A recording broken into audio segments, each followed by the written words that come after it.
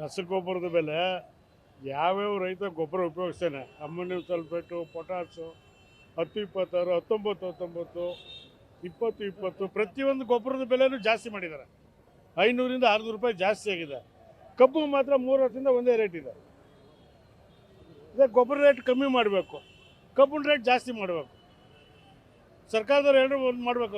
ಇದು ಕೇಂದ್ರ ಸರ್ಕಾರಕ್ಕೆ ಸಂಬಂಧಪಟ್ಟದ್ದು ಅಂತ ರಾಜ್ಯ ಸರ್ಕಾರದವ್ರು ತಪ್ಪಿಸ್ಕೊತಾರೆ. ಅದನ್ನು ಎರಡರಲ್ಲಿ ಒಂದು ಮಾಡಬೇಕಲ್ವ ಇವರು. ರೈತನಿಗೆ ಬರೆ ಆಗ್ತಾ ಇದ್ದಾರೆ.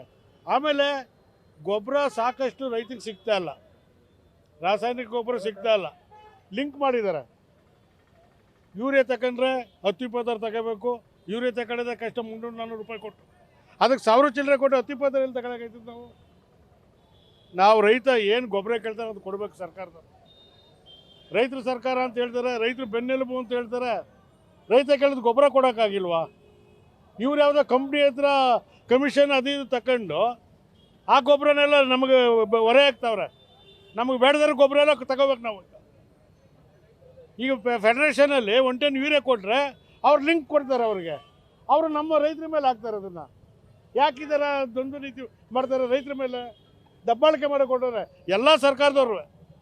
ರಾಜ್ಯ ಸರ್ಕಾರ ಇರ್ಬೋದು, ಕೇಂದ್ರ ಸರ್ಕಾರ ಇರ್ಬೋದು. ನಾವು ರೈತ ಏನು ಗೊಬ್ಬರ ಕೇಳ್ತೀವಿ ಅದನ್ನು ಕೊಡಬೇಕು. ಸಾಕಷ್ಟು ಏನು ದುಡ್ಡು ತಗೋತಾ ಇದ್ದಾರೆ, ನಾವು ದುಡ್ಡು ಕೊಡ್ತಾ ಇದ್ದೀವಿ. ಆ ಗೊಬ್ಬರ ರೇಟ್ ತಗೊಂಡು ಕೊಡ್ಬೇಕು ನಮಗೆ. ಅತಿಯಾಗಿ ಲಿಂಕ್ ಕೊಟ್ಟು ತಗೊಳ್ಳಿ, ಆ ಗೊಬ್ಬರ ತಗೊಂಡು ಇದು ಕೊಡ್ತೀವಿ, ಇದು ತಗೊಂಡ್ರೆ ಅದು ಕೊಡ್ತೀವಿ ಅಂತ ಹೇಳ್ತಾರಲ್ಲ, ಅದು ನಿಲ್ಲಬೇಕು.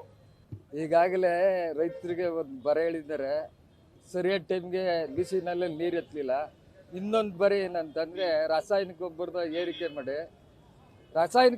ಏರಿಕೆ ಮಾಡಿ ಗೋಲಿ ನಮ್ಮ ಬೆಳೆಗಾರ 1700 ರೂಪಾಯಿ ಭತ್ತ ತಗೊಂಡಾರೆ. ಈ ರಾಸಾಯನಿಕ ಗೊಬ್ಬರ ಹಾಕಿ ನಾವು ಭತ್ತ ಬೆಳೆದು ಏನು ಮಾಡೋದು?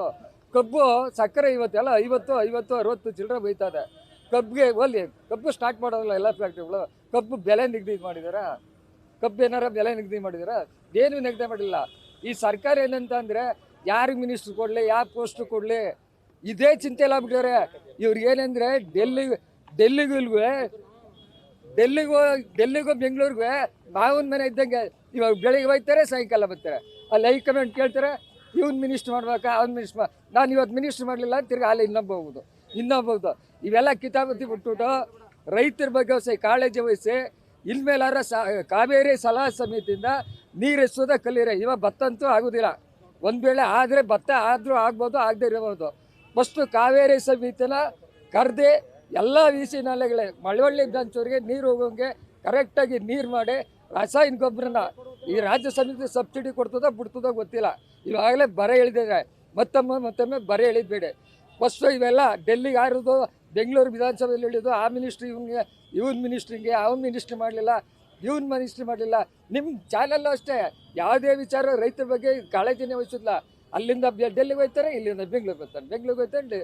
ಇವ್ರಿಗೆ ಯಾಕಿದು ಬೇಕಾದನ್ನು ಕೊಟ್ಬಿಟ್ಟು ಇನ್ನು 2 ವರ್ಷ ಸರ್ಕಾರ ಇರೋದು ಏನು ದೇಶನ ಉದ್ಧಾರ ಮಾಡ್ತಾರೆ ಇವರು?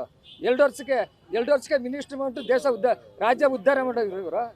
ಆದಷ್ಟು ಬೇಗನೆ ಕಾವೇರಿ ಸಲಹಾ ಸಮಿತಿ ಸಭೆ ಕರೆದು ಫಸ್ಟು ತೀರ್ಮಾನ ತಗೊಂಡು ಎಲ್ಲ ಬೆಳೆಗಳಿಗೆ ನೀರು ಕೊಡಿ. ನಮ್ಗೇನು ಹಣೆ ಬರ ಆಗೋಗೈತೆ. ಇವಾಗ ಕಬ್ಬಿನ ಬೆಳೆ ಏನಾರ ಉಳಿಸುವ, ಭತ್ತದ ಬೆಳೆ ಅಂತ ಆಗೋದು ಕಷ್ಟ. ರಾಗಿಗೆ ಏನೋ ನೆಟ್ಟಕ್ಕೆ ಜೀವನ ಆಯ್ತದೆ. ಫಸ್ಟು ಸರ್ಕಾರ ಎತ್ತೆತ್ಕೊಳ್ಬೇಕು. ರೈತರ ರೊಚ್ಚಿಗೆದ್ರೆ 28ಕ್ಕೆ ಈ ಸರ್ಕಾರನ ಮಟ್ಟುವಲಾಗಿ ಉಳಿಸ್ತಾ ಇದ್ರೆ ಮಂಡ್ಯ ಜಿಲ್ಲೆಯಲ್ಲಿ, ಆವಾಗ ಮಂಡ್ಯ ಜಿಲ್ಲೆ ಹೆಸರು ಉಳಿದಿಲ್ಲ.